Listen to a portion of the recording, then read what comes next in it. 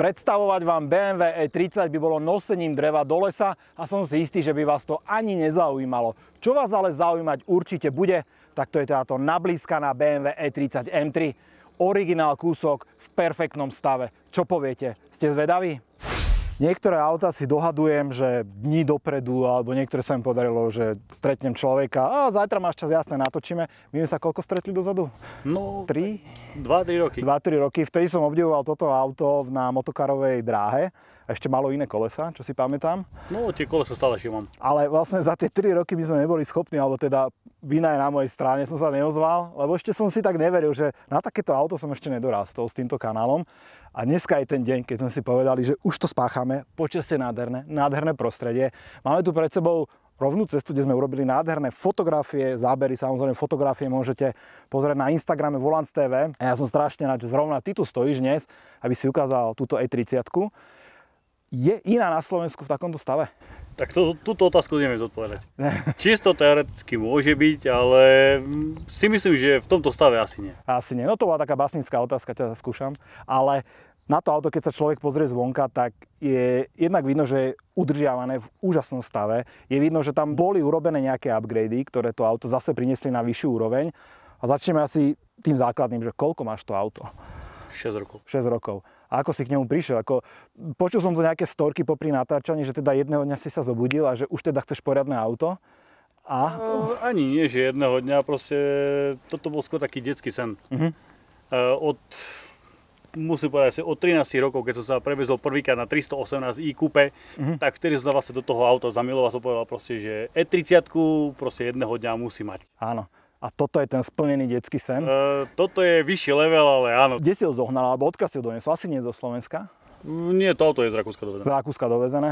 A keď si ho doniesol, v akom bolo stave? Malo to iné disky, samozrejme, malo tie BBS-y, nemalo to napríklad tieto stierače, nemalo to červené pasy Evo 3, nemalo to tieto sedačky, zadné svetla nemalo, proste bolo to viac v sérii. Čiže čo všetko si na tom robil, to je asi zoznam, ktorý sa dá, o ktorom sa dá rozprávať, že 2 dní. Keď začneme zvonka napríklad, tá farba je pôvodná. Áno. Je to, ako sa oficiálne volá tá farba? Diamant Schwarz Metallic. Potom si hovorí, že sú tu stierače, to je krásny taký prvok z 80 rokov, tie stieračiky. Ja si pamätám ešte napríklad okrem BMW aj Volvo malo také. Mala dokonca ešte Lada Samara. OK. Toto naozaj patrí k tým 80-kám, je to typický taký prvok. A čo sa týka napríklad toho lízatka vpredu, to je niečo, čo tam bolo originálne na tom aute? V podstate toto lízatko mali iba Evo 2 modely. Alebo Čeko, to vlastne čo boli tieto modely, tieto to mali tam od výroby. Tento model konkrétny s týmto nevyšiel, ale ja som ho s týmto už kúpil. Dobre, a keď sa pozrieme na toto konkrétne auto, tak vlastne aký je to ročník, alebo aký presný model? Je to 90-ka a 4. mesiac 90. Čiže jeden z posledných vôbec, čo sa vyrobil? Dá sa povedať, z M-kových áno. A potom od 9.1 už bola E30 česká? Áno, ale to bola niekedy táto vec tých BMWčka, že vlastne oni niekedy tie modely prelínali. Pokiaľ nemali nový model, tak vlastne ešte stále išiel vo výrobe ten model. E30 česká M-ko prišlo až v 95. Takže tam si ľudia počkali fúru rokov. Ty si hovoril, že existuje aj nejaké Evo ďalej. Čiže toto sa bavíme o akej verzii M3? Toto je originál základná verzia. Nie je to ani Evo 1, ani Evo 2, ani Evo 3. Je to klasická M3. A čím sa líšili potom tie Evo modely? No, Evo 1 mala iba nejakých pár detailov. Mali iné volanty a takéto, ale vlastne to bol ten model pred faceliftový model. A toto vlastne už je po faceliftový model. Evo 2 vlastne mala tento Evo 2 nárazník, podnárazník, potom vlastne mala toto krydlo a mala tam ešte vlastne pod tým krydlom vzadu ešte jedno lípko vlastne. Také lípko dolu, hej. No a keď otvoríme kapotu, tak vidíme, že pod tou kapotou sa tiež zmenilo strašne veľa vecí. Hlavne je tam viacej karbónu ako iného materiálu, aspoň na pohľad. Takže čo sa tam robilo všetko? Kde začať, hej? Ten motor je úplne druhý. To nie má so sériou nič spoločné. Videl som napríklad to sanie karbónové, čiže to tam je určite iné. Ty si hovoril, že si ho aj dával robiť ten motor naozaj, že kompletku, generálku. Robila mi to rakúska firma z Innsbrucku. A na Slovensku nebol nikto, kto by to alebo komu si neveril. Tak. Nenašiel som človeka, ktorému by som dôveroval a ktorému by som bol ochotný zveriť tento motor s tým, že bude to urobené podľa toho, ako som si to ja predstavoval. A čo tam boli tie požiadavky? Trebalo ísť na generálku s tým motorom, alebo? Popravde áno, trebalo ísť na generálku. Keď som ho kúpil, bolo to v poriadku. Mal tam nejaký divný zvuk pri studenom štarte, ale potom to už išlo normálne, keď sa to zohrialo, ale proste potom sa to dostalo do štádia, že to začalo klepať. A už si vedel, že už to ide. Je to problém. Je to problém. Koľko trvala taká oprava? Akože takýto motor jednak nájsť špecialistu, čo si hovoril, že až v Rakúsku bolo treba. A samotné rozobratie a zloženie motora, koľko mu to zabralo? No, asi 1,5 roka to auto stalo. Toto auto je známe zo zrazov, z celoslovenských, takže toto už sa objavilo na všetkých portáloch a na všetkých fotkách. Mne sa najviac páči, že ty s ním občas aj naozaj jazdíš tak, ako sa má s takýmto autom jazdiť, že to nie je garážová kráľovna. Ale o tom to auto je. To auto robí taká radosť, keď to auto stojí v garáži a keď na tom človek jazdí. Ako najdlhšiu cestu si s ním absolvoval? Lebo vidím, že nové sedačky veľmi pohodlné, typické Reccara. No to sú vlastne takisto, dá sa povedať, ešte Evo 3 model to je. Cez Evo 3 modelu som vlastne zohnal tieto Recaro sedačky. A vlastne s týmito červenými pásmi, lebo to vlastne takisto bolo Evo 3, už mali tieto červené pasy, takže musím povedať, že oproti sérii sú fakt podstatne komfortnejšie. Sériové boli tie klasické, ktoré mali nastoknuté hore opierky, že? Áno, ale chcel som vlastne tieto Evo 3. Tak, tieto vyzerajú určite aj lepšie. Tak. Sú to mimochodom rovnaké sedadlá, aké mala Lancia Delta Integrale, presne s tými integrovanými opierkami. To je tá dobová vec. A presne to, že v danej dobe, keď sa zobralo, že výkonné auto strednej triedy z Nemecka, tak to bolo toto, alebo Mercedes 190 Evolution a z Talianska to bola Lancia Delta Integrale práve. Videl som aj niekoľko porovnávacích testov, ale ja sa úprimne priznám, že ak by si vedľa mňa postavil teraz tieto tri auta, že ktoré, tak ja by som fakt, že nevedel. U teba je to asi jasné, vidím, že aj tričko BMW Motorsport, v garáži ti parkuje ďalšie BMW, takže toto je ďalších pár zaujímavých. Takže toto je pre teba srdcovka a to, že či by si ju niekedy predal alebo vymenil, tak to sa dozvieme o chvíľku, keď pôjdeme do auta.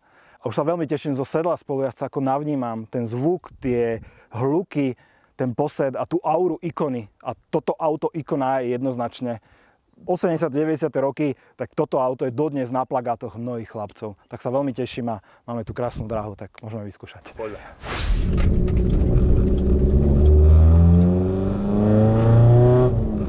Tak a sedíme na palube BMW E30 M3. Ako môžete počuť, ten hluk je tu naozaj že dosť vysoký, tak predpokladám, že ten výfuk nie je sériový. Nie. Nie, ale spĺňa všetky náležitosti samozrejme. A ešte možno také technické informačné okienko k M3.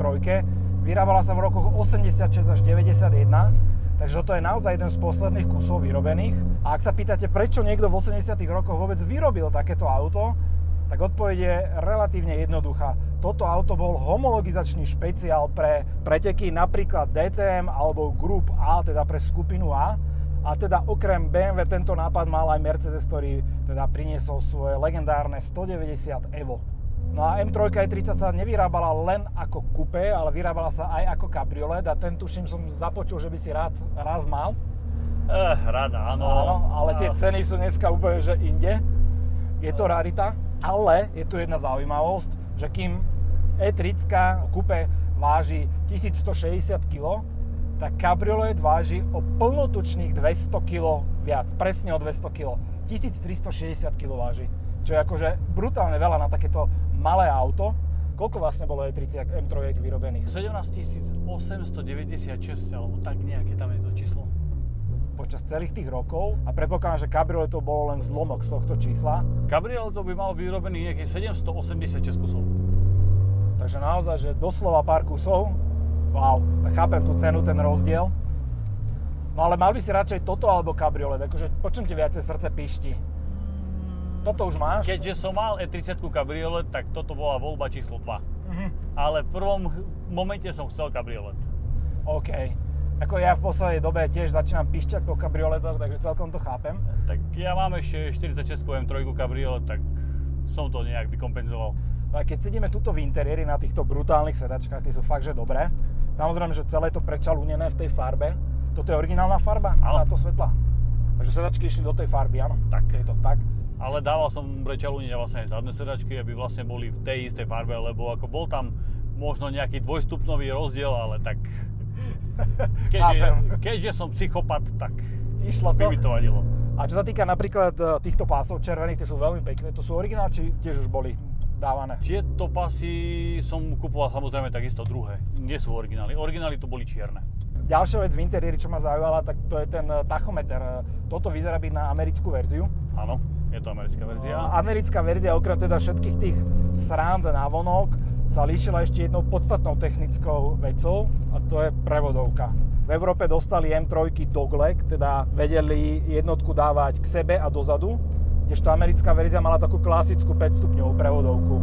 Ty si nikdy neuvažoval, že toto by si zmenil napríklad? Uvažoval som nad tým, ale nejak mi to príde v podstate v tejto dobe už je zbytočné. Že nevidíš v tom nejaké výhody? Nehovorím, že sa to nemôže niekedy stať, že by som ju ešte nevymenil, ale momentálne to neriešim. Čo sa týka samotného motora, tak to BMW má preto označenie S14 a on sa vyrábal v niekoľkých objemoch od 2 do 2,5 litra. Boli E14 B23 a E14 B25. Vlastne B23 bola 2.3 obsah a B25 je 2,5. A čiže my tu máme obsah aký? 2.3. 2.3. Už po nejakej tej menšej úprave. Tak už troška tak. Poď sa favorit ťa dal dolu. No tak keď sa rozprávame. Strašné. No ďalšia vec, ktorá vás určite pri exteriéri zaujme, tak to je to kvantum spoilerov, ktoré toto auto malo. Niekto by povedal taký nezainteresovaný alebo nepoučený, že to je tak na parádu, ale je faktom, že to naozaj robilo lepšiu aerodynamiku tomu autu a dokonca znižovalo aerodynamický odpor, čo som bol prekvapený. S týmito všetkými paketmi to auto má 0,33. Auto, ktoré bolo v sérii, ako sériová E30, mala 0,38. A to je relatívne dosť, lebo je to viac než 10% rozdiel v tejto aerodynamike. Hlavne to robí to zadné sklo. Tam je celý vlastne, ten C-čkový stĺpik je vlastne robený komplet na novo, hlavne pre M3. Skrz DTM-ko aj skrz tej aerodynamiky vlastne zmenili celý uhol toho zadného skla. Čo sa týka náhradných dielov na toto auto, lebo to je otázka taká, že ako udržiavať takéto auto pri živote. Dá sa kúpiť v normálnej predaní náhradných dielov, že ideš vymeniť napríklad olej na toto auto, tak kúpiš olejový filter alebo kúpiš rozvody? Existuje niečo také vôbec? Olejový filter kúpiš, rozvody nekúpiš. Čiže rozvody musíš od BMW priamo brať? Áno. Čiže dobrý deň, podľa VIN-kódu ti pozrú a predajú ti veľmi rádi. Aj pri tomto motore vlastne, keď sa robil celý tento motor na novo, tak som vlastne musel objednávať originál rozvody, originál BMWčku. Napríklad nekúpiš ani opravnú sadu brzdových bakní. Dá sa povedať, tie pružinky a tieto veci takisto sa nedajú kúpiť, iba originál diel, keďže som to riešil asi pol roka dozadu. Takže si tým prešiel? Áno. Povedz mi nejako, že čo teda vieš kúpiť mimo BMW, že aby si nemuseli za nimi, ale že vieš to zohnať inde. No, ako sme sa bavili, tento olejový filter, brzdové dosky, brzdové kotúče a brzdové bakne. OK, a čo sa týka napríklad karosérie, čo tu pasuje z klasickej 30-ky? Kapota? Kapota, jediná vec. Dvere napríklad? Dvere nie, dvere sú inak prelisované, ako je tá hrana vlastne od trova v strede tých dverí. Áno. Tak vlastne tá hrana je inak prelisovaná, ako majú klasické 30-ky. Čelné okno ešte predpokladám bude? Čelné okno ešte áno. Takže moc toho nie je, čiže ak niekto dúfa, že si poskladá doma rozbitú E30-ku M3, tak asi to nebude také Ho musíme veľmi sklamať. Hej. Tie repliky týchto vecí sú dosť veľký problém, lebo sa to vyrába iba z laminátu. Alebo potom iba originál diely, ale proste tie originál diely od BMWčka báme sa pri prednom blatníku stojí 500 €. Čiže predný blatník tento vydutý 500 originál, áno? Áno, 500 €, predný nárazník stojí 1000 €, zadný nárazník stojí 1000 €, zadné sklo stojí nejakých 800 € a proste zadný blatník stojí 800 €. Ceny sú tam strašné. Čiže keby aj niekto chcel si urobiť tú repliku z originál dielov, tak stále sa bavíme, že len diely by vyšli 10 000 € plus minus, keď to tak narátame. Skoro áno. A to sa bavíme, že replika vizuálna, žiadna technika, nič. Tak. Len široké, aby to sedelo. Len karoséria. Len karoséria. A určite na toto robia aj kopec karbónových odľahčených vecí. Také niečo ťa nikdy nelákalo? Nie. Na toto auto by si dal? Vôbec absolútne. Ani kapoty, ani blatníky, ani nič z toho absolútne ma nezaujíma. Práve to zadné Evo 3 krídlo, ktoré sa dá zohnať, je replika, tak ani to nechcem. Proste to auto mám v sériovom stave, v úvodzovkách, čo sa týka optických vecí a chcem vlastne to iba, aby to malo. Boli tam vlastne originál BMW diely. Ak sa bavíme o tom konkurentovi, napríklad Evo 190, nikdy ťa nelákalo, že kúpiť si radšej to, ako dáme tomu E30? Nie, ja som bol vždy nejaký BMW pozitív od mala, takže Mercedes nie, v podstate nejak nehovorí nič. Aj keď tá 190, no, rozmýšľal som jeden čas nad tým, ale nie. Kúpil som si radšej ďalšie BMW. Tak toto video nie je sponzorované BMW, ale ak by chceli, tak kľudne, vôbec sa nenahneváme. A ešte otázka k tomu servisu. Kto ti to servisuje? Keďže mám servis, tak si to servisujem v podstate sám. Ideš vymeniť olej, tak je tam klasický prístup ako na klasickej E30-ke? Nie, prístup k olejovému filtru je dosť komplikovaný takisto, čiže chce to troška viac zručnosti. Lebo motor je prekopaný na totál, ale robil si to všetko naraz alebo postupne? Bolo to robené celé naraz. Rozdiel voči sérii tam dosť citeľný, keďže vlastne výkonový náraz na tomto konkrétnom motore je 50 koní. Čiže odmerané to máš na 250 koní? Na 247. Keď sa bavíme, že séria mala nejakých 197 koní. Áno. Čiže náraz veľmi, veľmi pekný. Koľko je teraz taký redline, alebo dokoľko sa dá točiť teraz ten motor? 7600. Wow. Že ty takmer opreš tú rutičku otáčkomera, lebo je do 8000. Áno, dá sa povedať, skoro na hranici sme.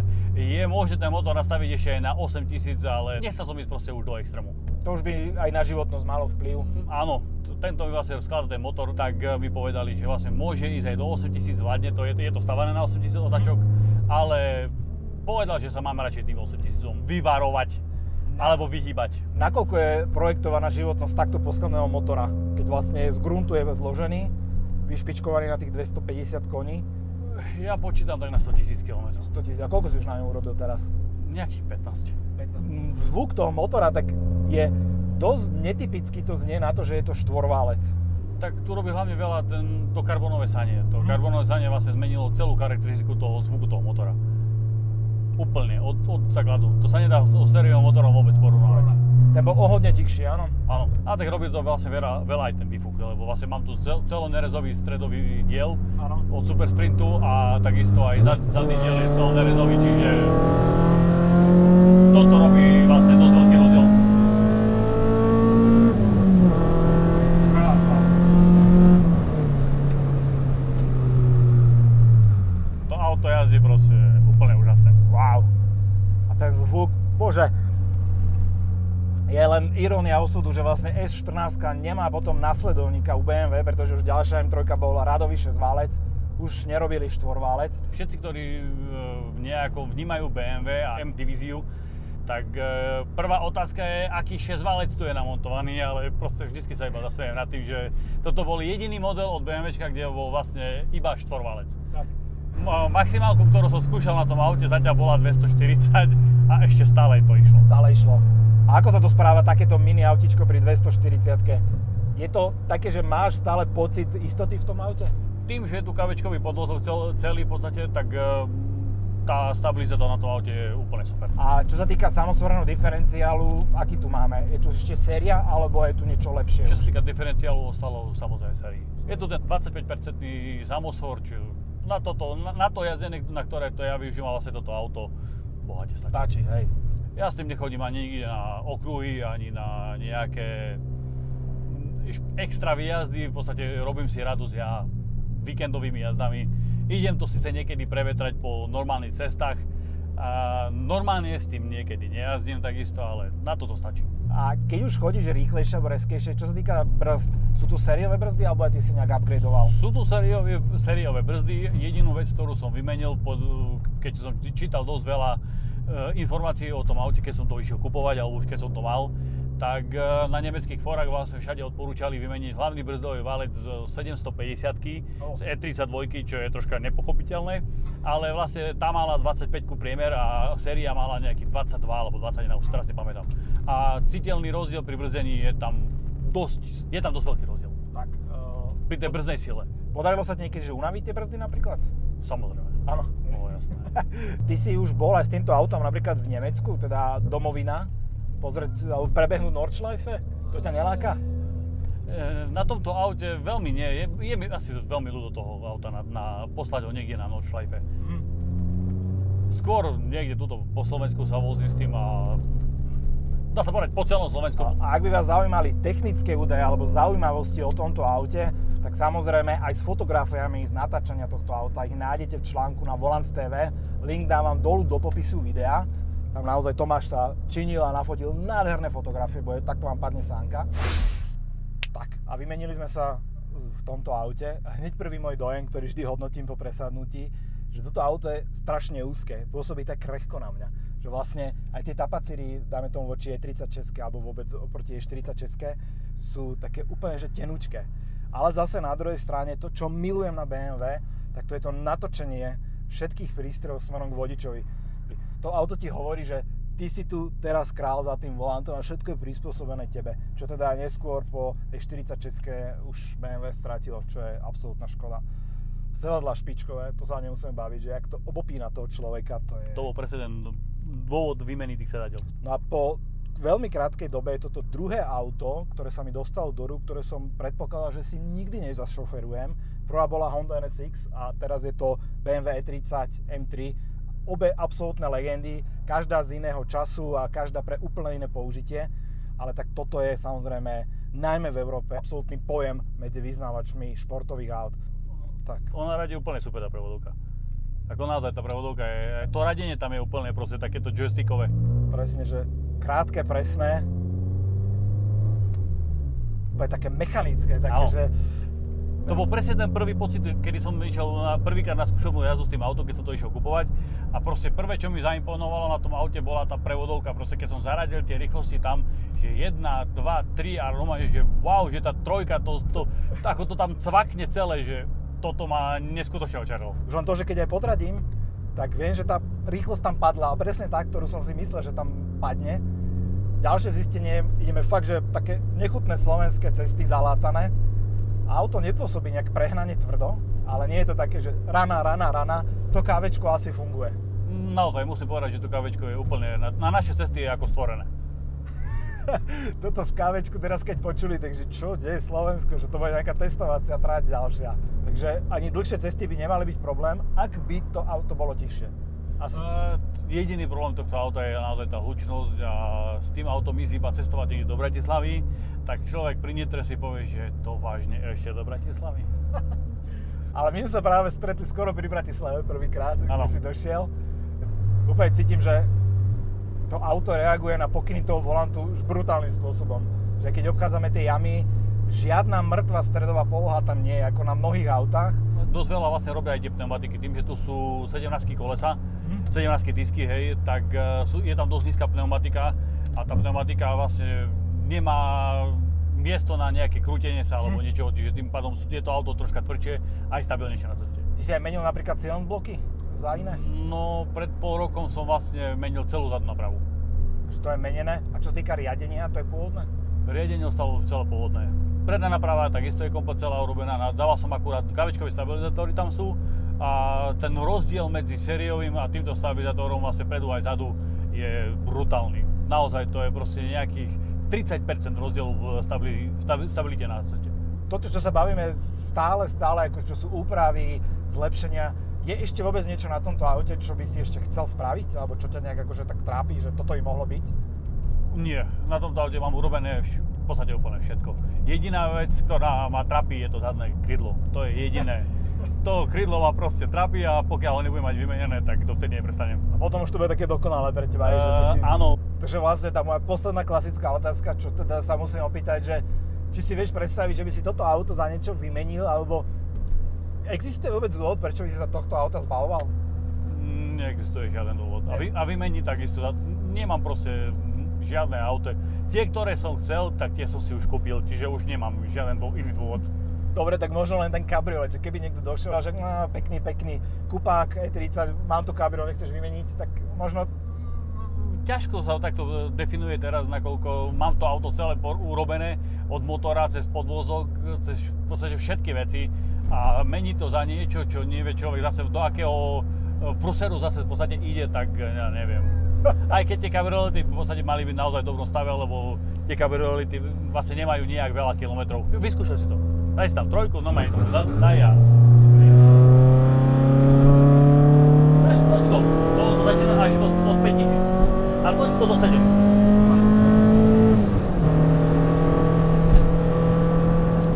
Krása toto je. A zaujímavé je, že aj keď ideme vo vyšších rýchlostiach a na tej štvorke ja pridám, to sa hneď zbiera. To nie je, keď ľudia si myslia, že to je len štvorvalec 2-3, to nemôže chodiť.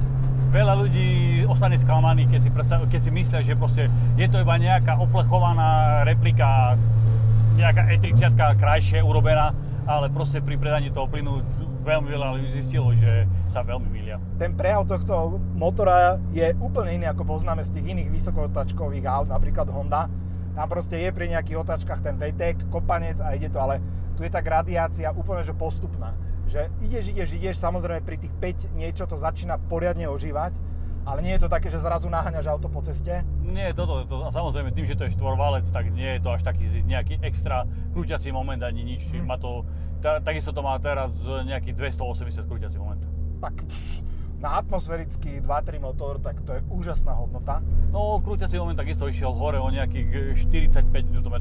V sérii sa že má nejakých 243. Aj tak stále veľmi slušné, lebo tie krúťaky okolo 300 Nm, tak to majú bežne 2-litrové turbomotory. Keď som prišiel a iba sme ho fotili tam na tej ploche, tak to už diaľky si povie, že wow, že tak toto je ono. Áno, vlastne toto určuje tú dobu v tie 90. roky, vlastne, že tie auta mali charakter. Proste to bol aj dôvod kúpiť tohto auta, lebo to auto proste človek vidí a proste si povie, že wow, to auto má charizmu. Tak. Proste to auto vyžaruje taká veľká charizma, že tieto nové autá sú voči tomuto nejaké iba s prepáčením plastikové hračky. No a ak ste dopozerali toto video až sem, tak vám veľmi pekne ďakujem, pretože pre mňa je toto česť šoferovať a tebe samozrejme ďakujem za splnenie môjho ďalšieho motoristického sna.